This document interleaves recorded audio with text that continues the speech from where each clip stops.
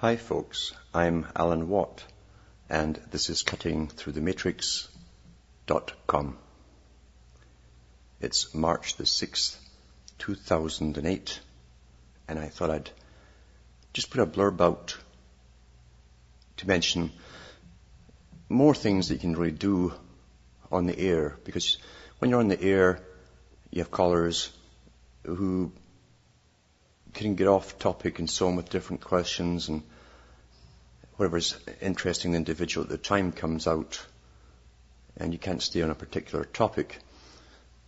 So tonight, I think I would like to talk about this big, massive juggernaut that's called culture creation. We tend to see the effects of alterations within culture as they're happening, as we're living through the initial effects, the visible effects. Yet we don't realize that no part of a change in culture happens spontaneously. It can take 40, 50, 100 years to implement the initial changes of perception within cultures so that it will manifest down the road. It's no secret there's been a war on the world for a long time. Very old war, in fact.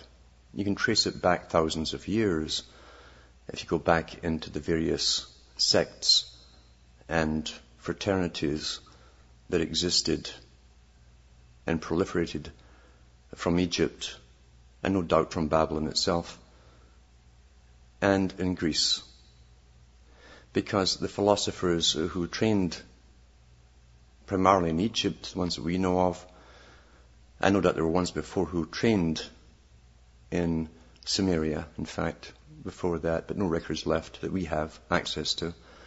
But the Egyptian ones, at least the ones who went to Egypt, did leave records, and they became the great philosophers, and they were aristocracy of Greece.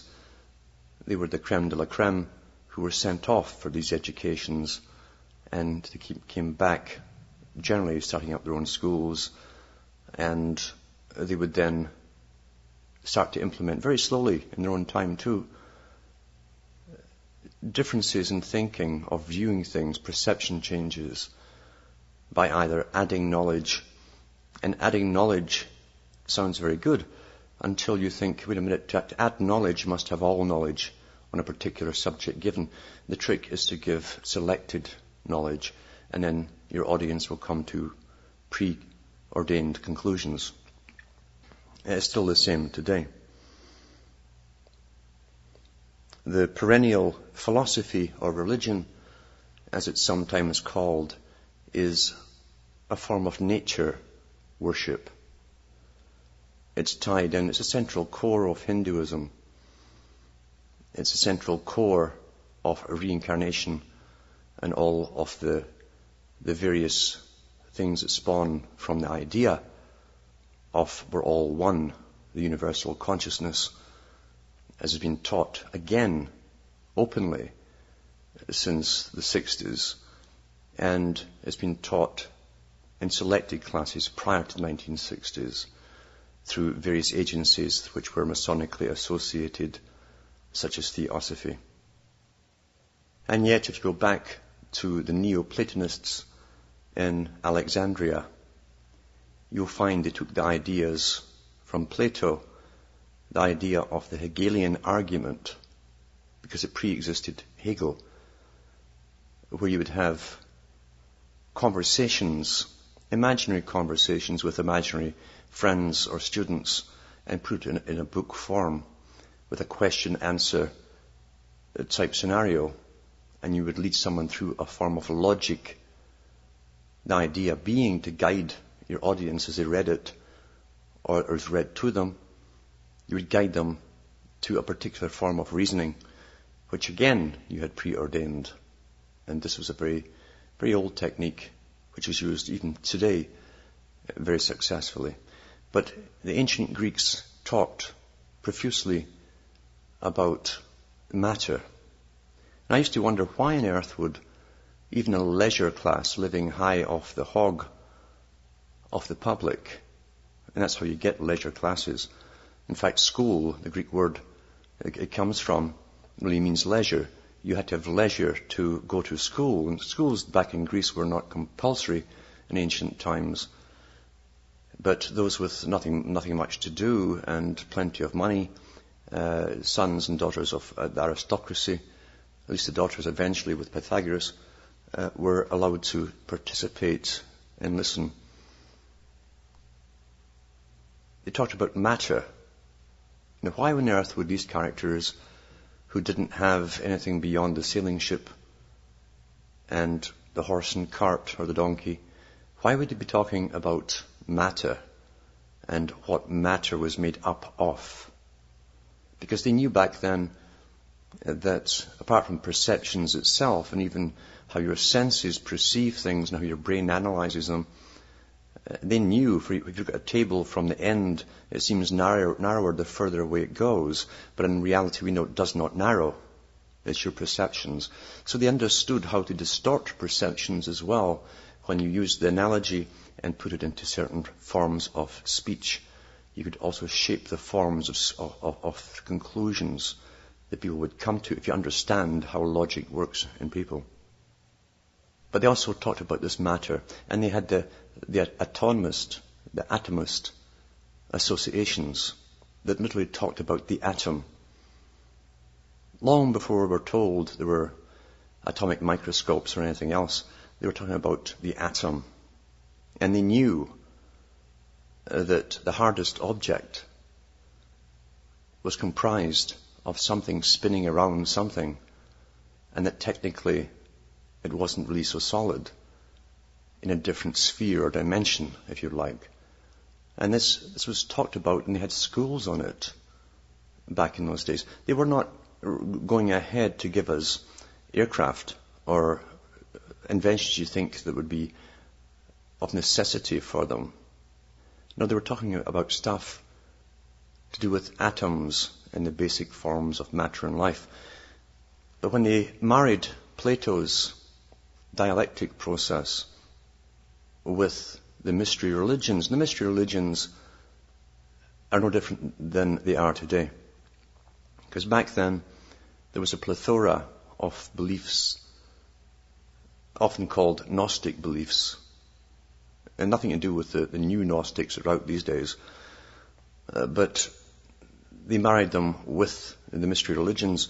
The mystery religions always centering around special people who were evolved more than other people. And this is not difficult to understand if you realize that Plato himself, before the Neoplatonist schools in Alexandria, Plato himself had discussed the fact that he believed that the reason that he and his own class of aristocracy ruled, and why they knew so much and why they could understand mathematics and so on as it was given to them, it was because they'd lived before. Reincarnation is a very old idea. It appeals tremendously to vanity, and it goes to absurdity, of course, because you meet thousands of Cleopatras, and I always tell each one that tells me she was Cleopatra, it must have been awfully crowded in there. But it appeals to the ego. You never find Cleopatra's chambermaid, the one that carries the potty. You never hear anyone saying that. So it's an egotistical thing, but it was believed again thousands of years ago by those who ruled. When this is given to people in a modern age, the same philosophies, it's for a different purpose, because that which is one time kept for the elite themselves to chat about over a fire as they were served their brandies has now been given to the public, because the public now must also be part of this hidden need contained within the religions to change. And it's a change which has already been planned for the whole world and humanity itself. The ancient boast of mystery religions was that they would perfect all that was left imperfect, meaning humanity itself, through the understanding of nature, which simply now is science.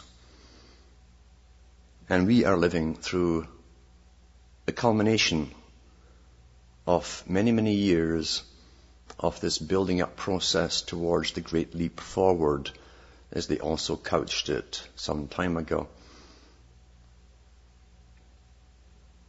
Everything you've taken for granted, from the jingles on television to the whole concept that change is good, to the blurring of all sexual distinctions and subcategories, and that there's new categories coming out all the time, and there's new ones to come out yet as they go through genetic alterations and tampering with the transhumanist agenda. The transhumanist agenda is a society, basically, of a conglomeration of societies that came out of Oxford, of course, and Yale University, and they're heavily funded by the big boys who fund the world's projects. The big institutions are behind them 100%, to do with not just life extension, as they hold this out as a carrot for the followers at the bottom, who will all go for it, mind you, without thinking the whole thing through. Life extension and genetic enhancement. And everyone's been brought up with this idea since Star Trek series and so on. They've heard the little bits about genetic enhancement. They've seen it through fictional form. There's a lot of movies out now with it in it. And people think that's going to be given to them. And yet power, as history shows, is never shared. It's never shared with the people. It's kept within the elite who rule the people, as it is happening right now. The illusion that it will be shared is simply to get everybody on board, as they say. To get everyone behind it. Because everyone and every generation has one fear. One main fear. And it's fear of death. It's fear of not waking up one morning, which is an odd thing when you're quite happy to go to bed. But if you knew you were not going to come out of that slumber, you would suddenly be terrified. Terrified. Even if your world is pretty awful for you personally and your circumstances are nasty, you'd be terrified at the thought of no sentience or consciousness.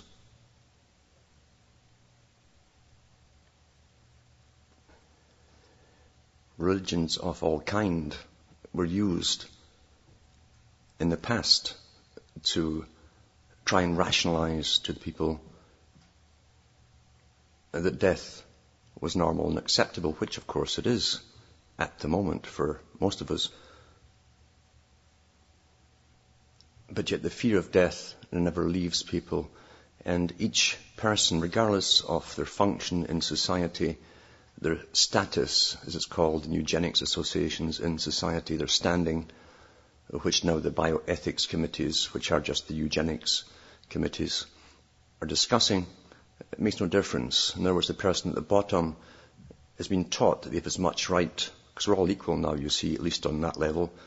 We're equal into the things which they've told us we're equal about, but they haven't gone in and told you that they've already decided that this new race of humans, this transgenic and transgender and trans everything type of creature they're bringing in, all kinds of cross between animals and humans and so on, they're telling us that it's already been done, it's been chosen, and they don't need the old types anymore. As we happily play ourselves and gorge ourselves with entertainment and all the games they give us and so on, and finish off their agenda for the world, for them, they have already decided that we are obsolete. We are obsolete. The ones who do it all for them, as always, are obsolete. They use us like tools that you simply throw away and discard when that which you work on is now obsolete. The tool becomes obsolete as well. And the new society that they have designed to come into play will be a very high-tech society where supposedly, just like H.G. Wells's Shape of Things to Come, or in the old black and white movie version of Things to Come, that was the version of it too, the elite themselves go on and on and on, the never-ending story. That's what that means, the never-ending story. Those who are fit to survive will go on and transmutate into who knows what, forever and ever and ever, to some ultimate goal. This was shown in the old Star Trek series as well. Again, because it comes from a very old philosophy-religion, where they land on a planet and there's these creatures or essences or energies within these balls they find in a cave under the ground. And these people are pure mind. They're pure mind. That's what they consist of, is mind. It's the same idea, going on and on and on to become gods. Meanwhile, they've told the public through the New Age, this incessant New Age, again, ISIS with 1,000 names and faces, all telling the general public that they're all gods. They have God potential within them. You just reach out and grab your godhood. It's yours for the taking.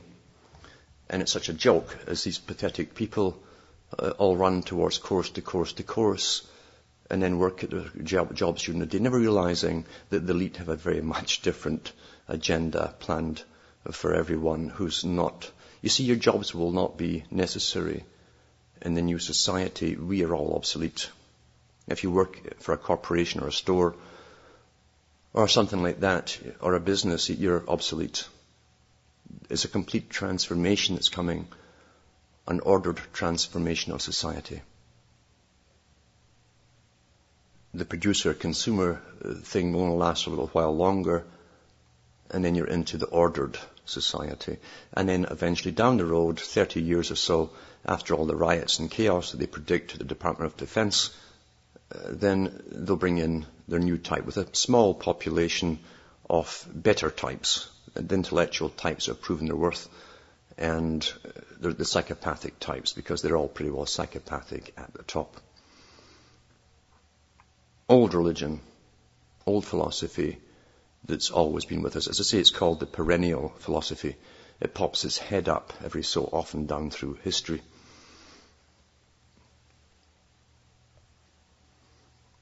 But it's very clever, as I say, because this whole concept of equality has been foisted on the public like a mantra until they start to believe it.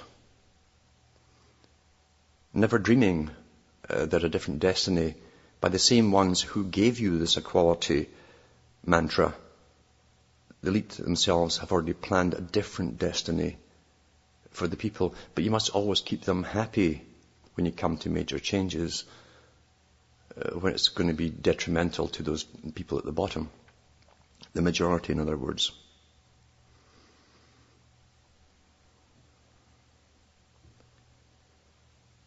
It's a crash that people come to when they think they're waking up, because some people will find it in stages, that which they can handle at a time. Others have been thinking around many, many topics in their lives, and it comes with a crash because they've really gleaned little bits from all the different avenues of research, even quiet research within your own mind, and it hits them all at once. It implodes and comes together, and they crash when they see the enormity of it all. Because we are living, if you're conscious at all, we're going through the transformations now. We have been for some time. We've watched eugenics come in to country after country. Manitoba has just introduced it under a different guise, where doctors will have the right, not the patient's relatives or the patient's wishes or anything else, the doctors will have the right to terminate life support. They don't use the term euthanasia because we're clever in Canada. We like to have this pristine, nice image with all the white snow. There's a lot of dirt underneath it. And the New World Order runs every country in the planet today. So we've watched ourselves being dehumanized. We've watched what was normal for a previous century being turned upside down through science. We've watched them tinkering with genetics to create the better types, the superior types if they come on down the road. And you will see the creation of different types, including the new worker bee, which will be neither really male nor female. The hermaphrodite, the ancient symbol down through the ages of the mysteries, which people think is just left brain, right brain, and so on, coming to one, logic and emotion. And yet if you go into ancient Gospels of Gnostics, such as the Gospel of Thomas, these are the Gnostic Gospels, the part that you find in the New Testament where it says that in heaven there's neither male nor female, if you're a soul or spirit, has been altered because in the very end of the Gospel of Thomas, they talk about no difference, no male nor female will be created in this life, in the physical life. So this is not a new idea. It's not a new idea at all. Then you're into a whole different realm of questioning with limited access to knowledge, including ancient religions, ancient mythologies, and so on. It's the stuff that science fiction writers make hay with, because you can go in any direction you want with that. We know that there has been a great movement on to muddy the waters and confuse everything with the creation of Sumerian legends which did not exist because of one man's interpretation. And every other expert in Hebrew, Aramaic, Akkadian, and so on don't even take it seriously. They don't even talk about it because it's a joke. But to the general public, the stuff this man wrote was fascinating. Part sci-fi, part mythology, and an awful lot of fiction. But others have made their careers on this one man's stuff, because the fascinating appeals to us, appeals to our fancy, as they say. And it all ties in with the New Age, of course, to special types, special beings, special ones, and so on. And I noticed even ones who have come out in the past, which hasn't surprised me, in what was called the Patriot movement some years ago, exposing some of this stuff. Now we're talking about the hidden masters and hinting that they themselves might be included in that special people have special gifts given to them. It's a matter of timing. And these guys can sit like sleepers. These you call the spies sleepers. They begin a country, they sit there for 20 years and then show themselves or go into action. And it's the same thing with a lot of these characters that are put out deliberately amongst the public. The whole New Age movement, there's hundreds and hundreds and hundreds of gurus and leaders and so on, all financed by the same sources, all believing in the same stuff. Because that's how you alter the culture of people. That's how you create new religions. It's by an all-out attack on the existing ones you demolish as you're introducing the new. And it has to be done from 1,000 points of light.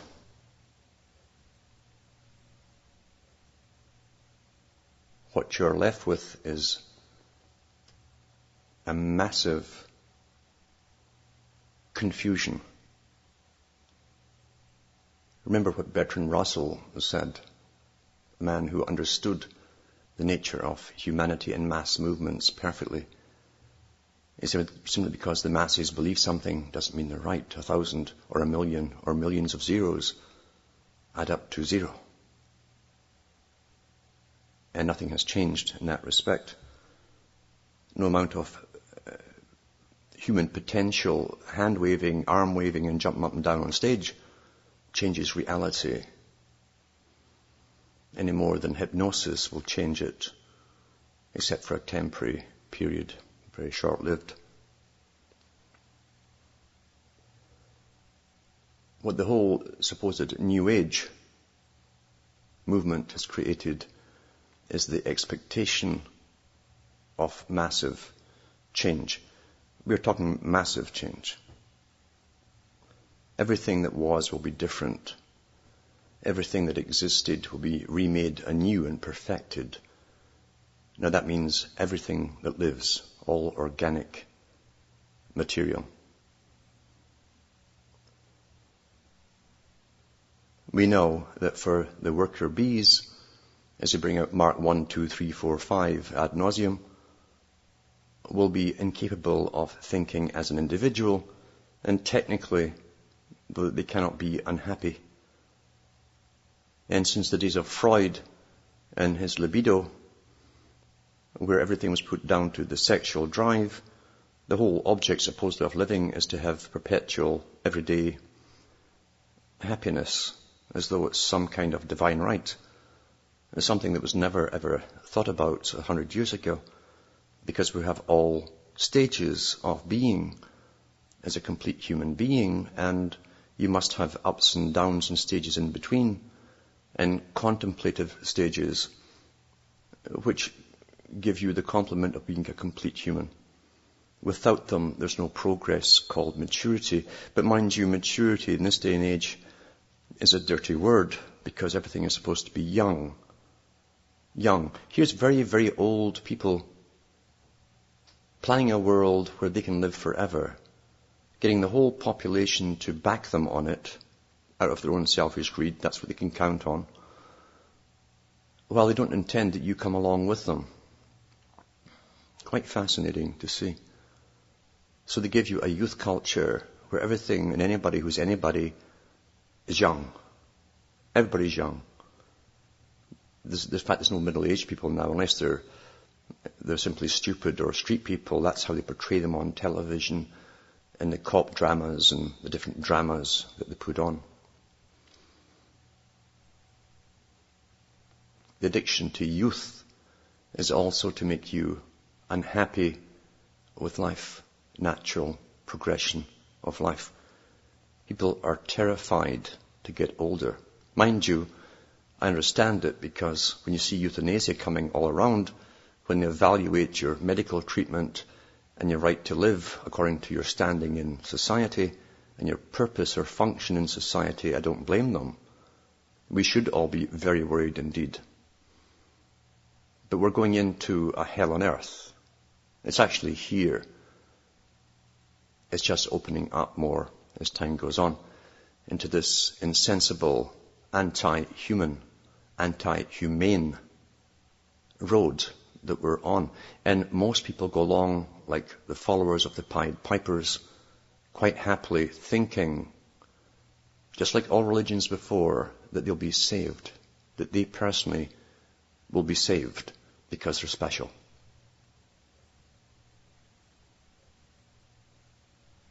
Part of the culture creation in this whole movement was to do away with the concepts of right or wrong, good or evil, because the whole New Age philosophy promulgated from universities and psychology classes and sociology classes and all the other ologies, and perpetually upon television, is that there's no good or evil, there's no right or wrong. It's all a matter of human judgment and perception and choice. So they've quite happily done away with right or wrong. It's moral relativity, they call it. Everybody's opinion is okay. Now, supposedly we're fighting wars because other people's opinions are not okay. We've fought wars in the past supposedly because other tyrants' opinions were not okay. But suddenly everything's okay, but we're still fighting wars. You see, there's your insanity, because logic must only be logic when it's perpetual. When you add up the same figures, you cannot get different answers from 5, 10, 15-year period intervals. They must always be the same. If it's not the same, you're living in a fantasy, or someone's played with your mind. And that has happened. You've been brought up with people playing with your mind on a scientific basis, a perfected scientific basis. That which fascinates us the most, being human, with all the natural traits of being human, it can be used like an addiction. The drives, the instincts and so on can be used like an addiction to bring you all down into enslavement and program you for the next stages, which you will not question. People are fascinated by watching people. That's why they give you television with lots of people on it. But along with watching people or identifying with someone in a particular drama, you're being led along a labyrinth of indoctrinations into ideas which really are outside the story because they're political ideas designed for social change. But you don't notice it as you follow your hero through.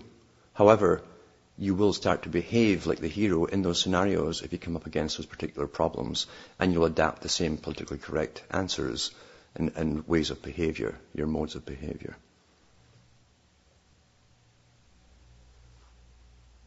There's a very good book out there which gives an idea of what the New Age is and all the different levels that work together, well-funded levels and organizations working together to bring it all about. And they have been for a long time. This book was published in the 1980s, and it's called America, the Sorcerer's New Apprentice, The Rise of New Age Shamanism, by Dave Hunt and T.A. McMahon. It's quite interesting too, because they have a lot of facts in there to do, and statements by the big players themselves. And on page 227, they've written, Evolution of Consciousness, Slime to Divine. They say the next stage in evolution, talking about the evolution theory, is believed not to involve further physical development, but a quantum leap to a higher state of consciousness. That's what you hear all over the place with these seminars and higher consciousness. It started with the Rosicrucian associations and different Masonic groups talking about higher consciousness. And now it's for the general public to get them all hyped up. Barbara Brown, associated with UCLA Medical Center and called by Milton Greenblatt, president of the American Board of Psychiatry and Neurology, the most commanding person in the biofeedback field, declares that we are evolving to a higher level of mind called supermind. At Esalen, very interesting place and organization, the Esalen Institute. At Esalen, Michael Murphy and George Leonard have offered a seminar on the evolution of consciousness, in which it is suggested that a transformation of human consciousness, as momentous as the emergence of civilization, is underway. In a sense, it's true when you understand that it's consciously being done through your culture creation. And civilization, remember, was the beginning of a moneyed and city-type system with commerce, but definitely using money, which stops you being independent, makes you dependent on the system, and then armies and all the rest of it down to the present stage. So technically they're right. There's a transformation of human consciousness as momentous as the emergence of civilization, because it's being brought about deliberately by very human forces. Marlon Ferguson agrees the human mind may have reached a new state in its evolution, an unlocking of potential comparable to the emergence of language. The attainment of this fabled higher state of consciousness, which has been the common doorway to magic powers for sorcerers, is today the means of salvation offered by the ecumenical union of the two religions of evolution and psychotherapy. And they're quite right. You see, both of them are theories and religions, belief systems. As Theodore Roszak put it, an evolutionary leap in consciousness, the idea that the world shall be redeemed by a contagious psychic mutation hatched in the grey matter of a chosen few. Darwin himself seemed to recognize the spiritual implications of his theory. In The Descent of Man, he wrote, remember Darwin himself just took the stuff from his grandfather, who already put the same stuff out, and then stole everything else from Wallace that was doing the real field studies, and that's been admitted to by the Royal Society, which basically put Darwin up to the top. In The Descent of Man, he wrote, man may be excused for feeling some pride at having risen, though not by his own exertions, to the very summit of the organic scale, and the fact of his having thus arisen, instead of having been aboriginally placed there, may give him hopes for a still higher destiny in the distant future. Whether Darwin fully realized it or not, the mystical goal of the theory of evolution he now championed had always been to become God. That's all through the New Age spectrum.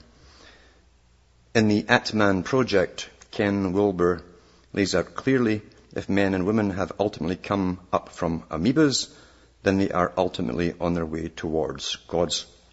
And there's a whole plethora, there's countless books put out there all to back this up. And see, it's repetition by 1,000 different sources that gives you your opinion. It's not your opinion at all, but that's what you come to.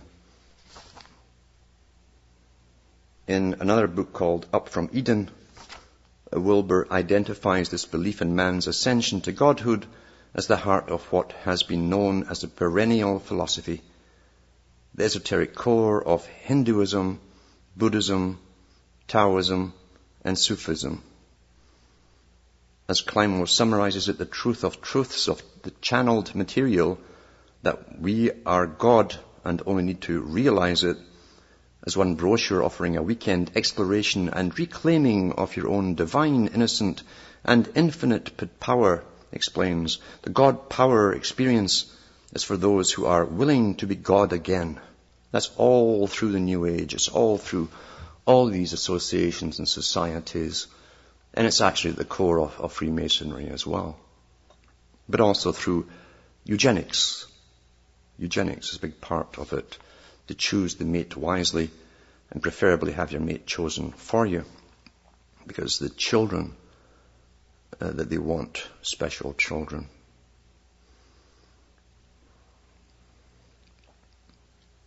So it's an interesting book to go through. There's so many pertinent facts in here, and at least to give you the alternatives between traditional religions and show some of the flaws in them too, I think, to touch on them. You can't really go into the New Age without touching on the flaws of the old, because the old religions became decayed through corruption, as all things must.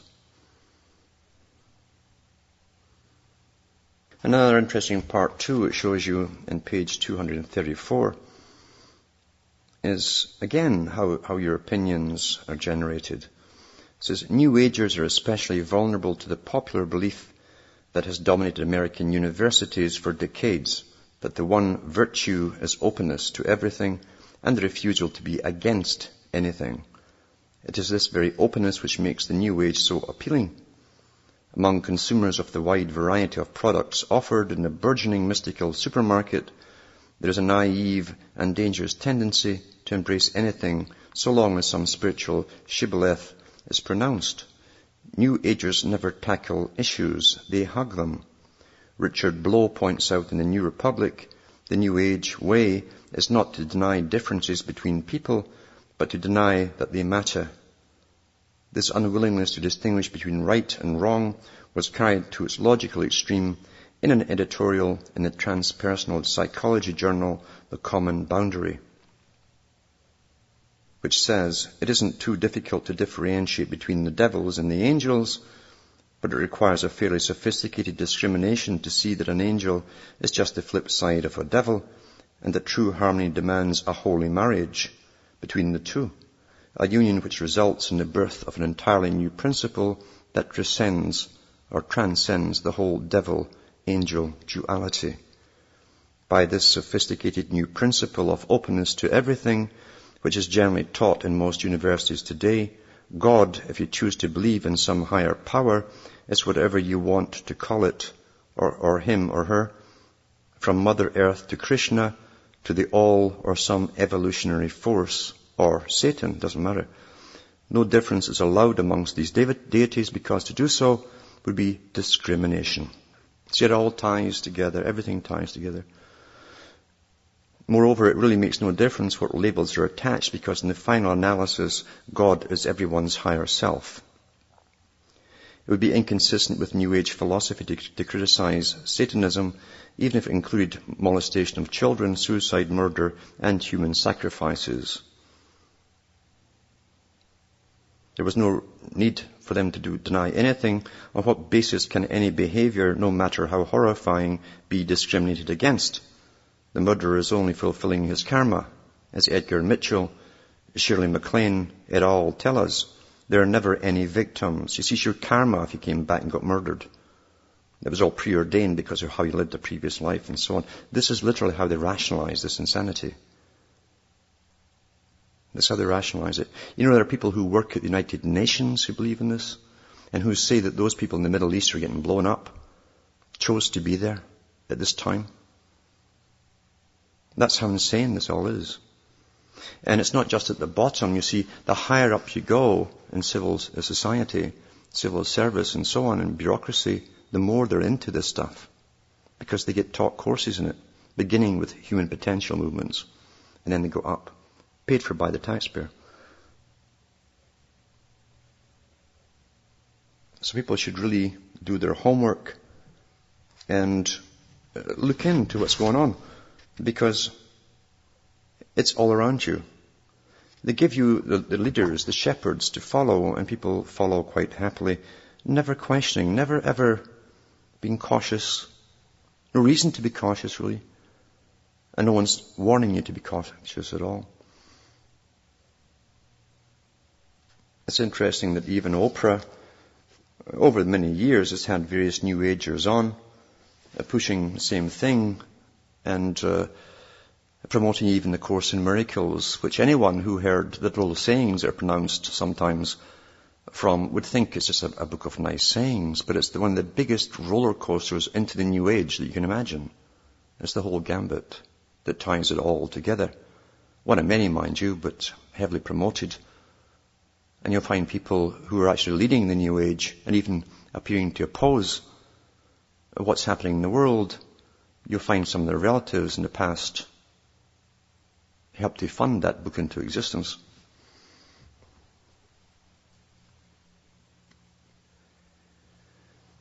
It's quite fascinating, and the whole world is fascinating to watch. And when you understand what's happening your whole life as you go through things, and watching people adapt to their indoctrinations and that which fascinates them, that which literally is scientifically designed to and presented to fascinate them.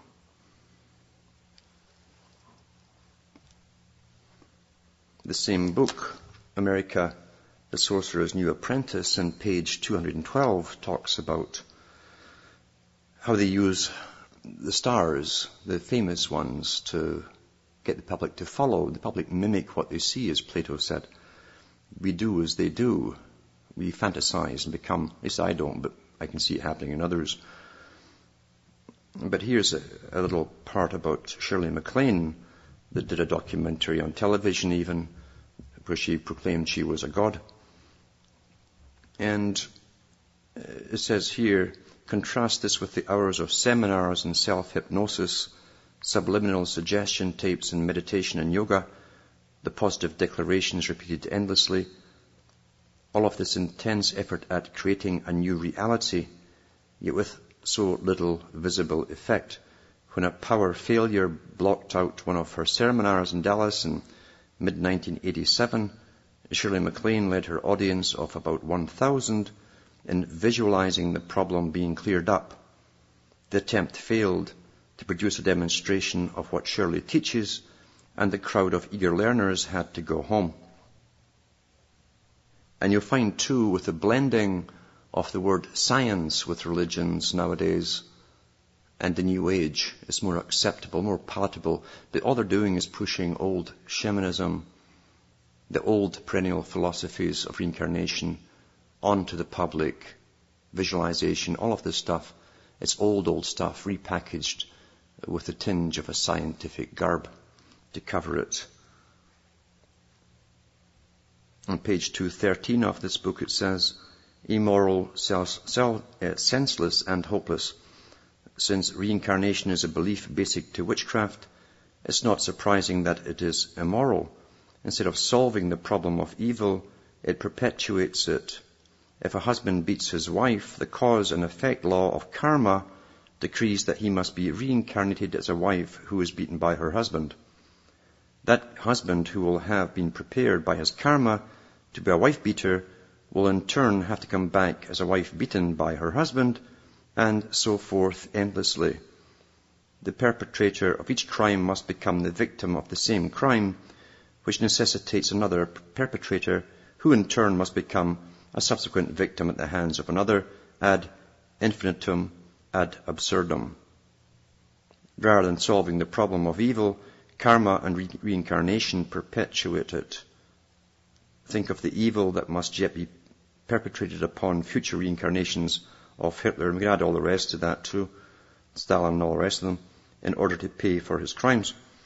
With few alleged exceptions, the average person has no recollection of the many past lives that he or she has supposedly lived.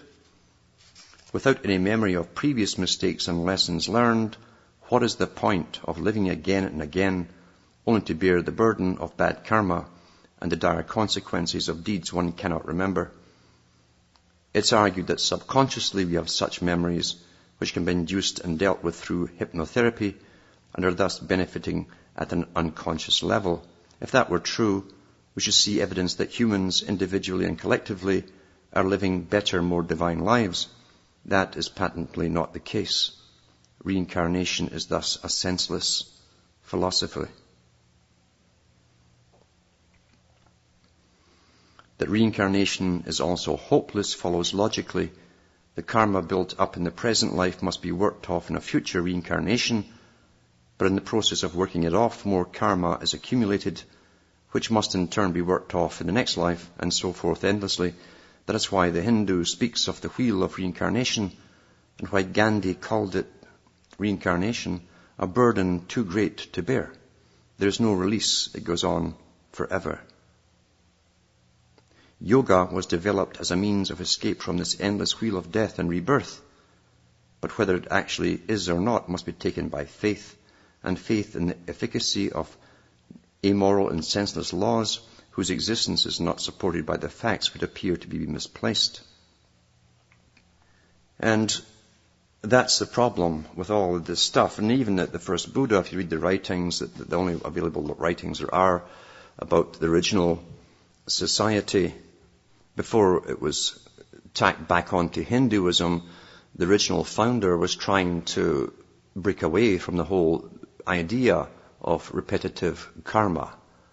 Hell, repetitive hell, as he called it. And it kept everyone in complete bondage. It also is the basis for eugenics and for the right for some to dominate the many. That's the same stuff that's all through academia. That's why you have associations of various professors all into eugenics and the New Age, and they're in completely. It's all one big philosophy, you see. You cannot separate the two. All they're doing is repeating the same conclusions that people like Plato would have to come to when regarding his own ability to understand mathematics and certain formula and strategy and techniques of thinking and logic. He claimed he could do so because he obviously had been born in a previous life that gave him the knowledge to understand it.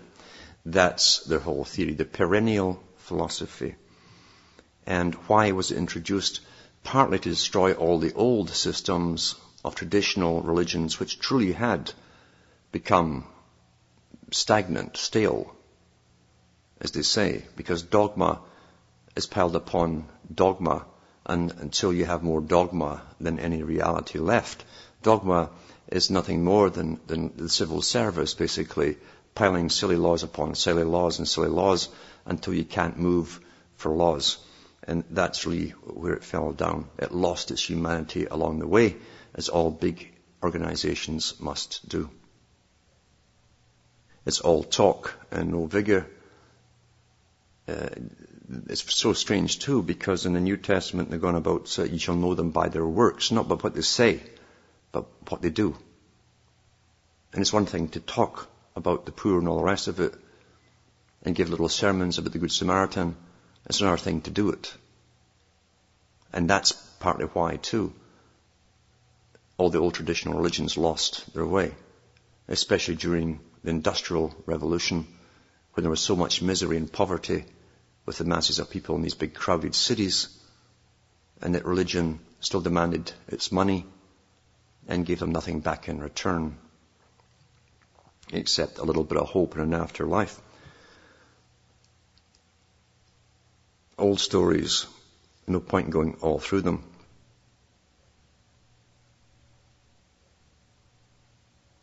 Yet we're left with the big dilemma today, because this dilemma is that this new religion is disguised as pseudoscientific, a covering of science to disguise an absolute religion of perpetual reincarnation, beginnings from the amoeba up to the advanced human, with great leap forwards and all the rest of it, has been peddled to us all, and we're all supposed to run our lives along this avenue. And every one of the major sciences accepts evolution now as their basic starting point for all of its subsequent logic. Religion upon religion. And religion always takes over where another one leaves off. And that this one, this eugenical religion, is 1,000 times worse, thousands of times worse than the dogma of previous religions, because it will be enforced mercilessly,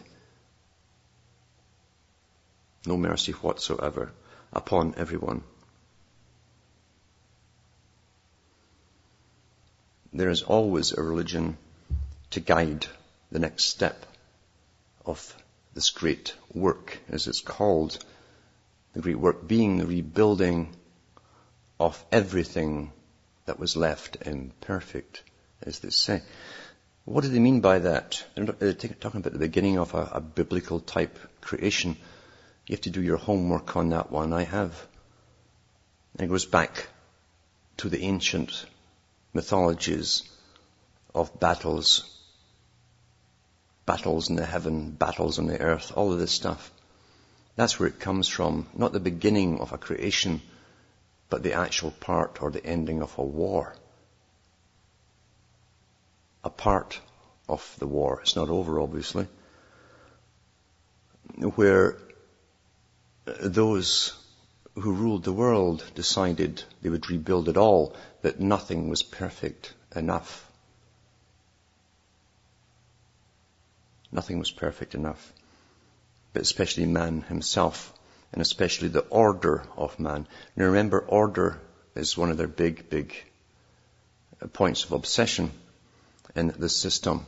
An orderly society, to the person at the bottom, thinks that's good, that's peace and safety and routine and so on. No, orderly means that everyone has their place and knows it, kind of like Hinduism, which isn't surprising when you, as I say, when you look at the whole New Age phenomenon, which is based on Hinduism dressed up with science.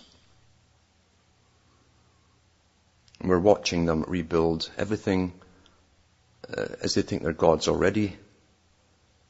And already, as I say, they have the whole new types that have come in to be. It's all been discussed with bioethics committees, which are just the eugenicist associations that suddenly sprung to the public's attention for the first time with Dolly the sheep. And the public had no idea these organizations existed. They'd never gone away. They were always funded by the big institutions, like the Rockefeller Foundation, which started up the American Eugenics Society, the one that had people being sterilized all the way up into the 1970s because they were deemed unfit to have offspring. The same force that ran through the Third Reich, when they also had the cleansings within Germany.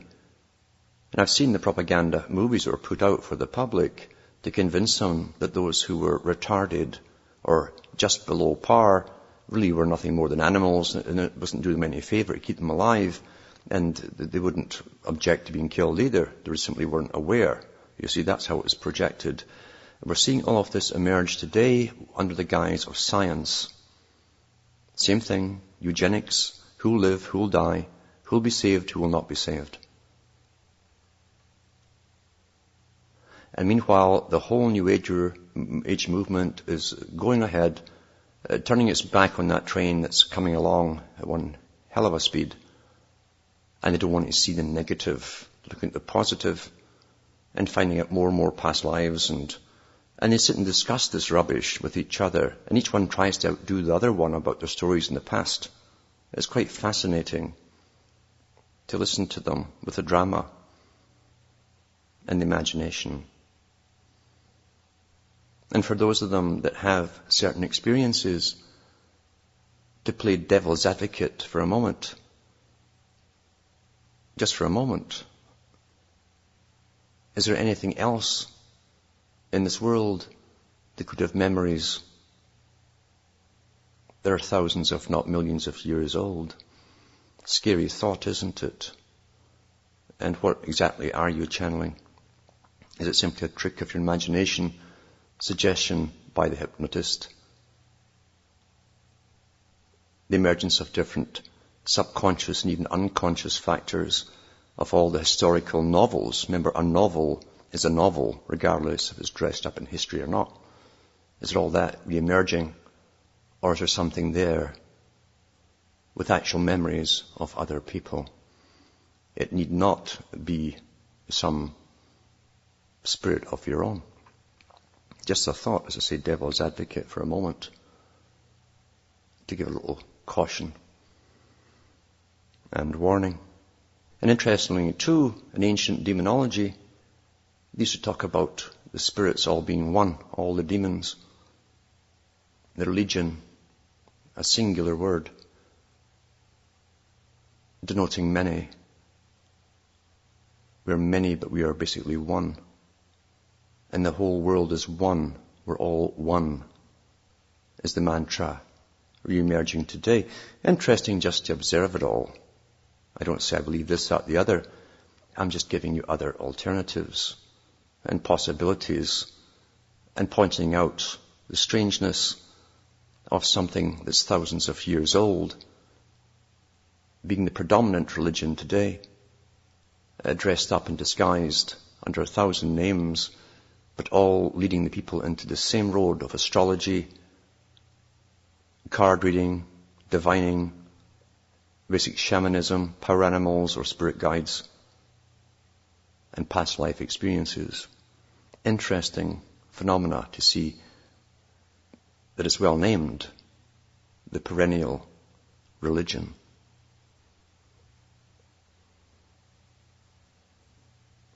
That's my quick blurb, spontaneous as always. And between making my dinner, and I think it's about boiling by now, I'm just waiting for the fire alarm to go off. That'll tell me if it's properly done. And I hope to continue as long as I can. At the moment, the weather is in that icy, melting ice stage you get day and night here. As spring slowly comes in, the snow probably won't be gone completely until April, sometimes the end of April.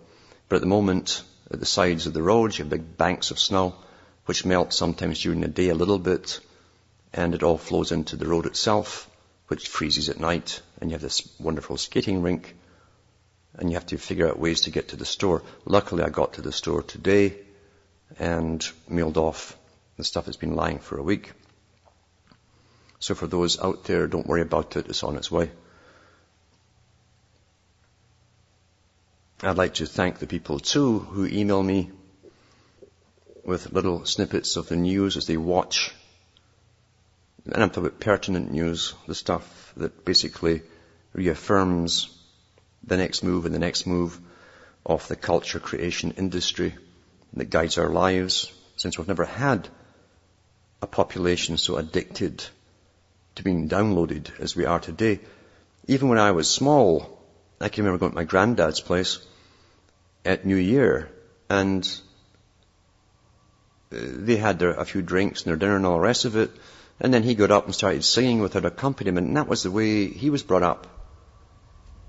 And that's how he'd heard his own parents, obviously. And everyone was supposed to get up and do their own little song. People in those days, not so long ago, used to talk all the time with each other. They participated. They made their own entertainment. And whenever you visited them, there was no TV blaring or radio blaring. They'd sit and talk. sit and talk and discuss things. And you had characters because people could develop their individual characters. We call them characters. People who could hit you from outside the field with an idea and you'd never ever thought of it from that angle before. This is what makes you grow up and mature and consider and develop the ability to analyze and have critical thinking, is to get outside the status quo, the indoctrination box that you're in, and see things from 1,000 different angles and to come to correct conclusions, correct being that which is completely logical for you. Today, very few people talk to each other. They'll do it electronically. They're already in cyberspace. They'll talk forever, but they don't communicate personally because communication involves body language and even the presence of someone, which they're trying to build into this virtual reality, of course. This substitute world, interesting. The substitute world, the substitute perfection of ancient times is being brought back again. It's never changed really, the whole plan, has it? Interesting stuff. But that's it for tonight. So from Hamish the dog and myself, it's good night, and may your God or your gods go with you.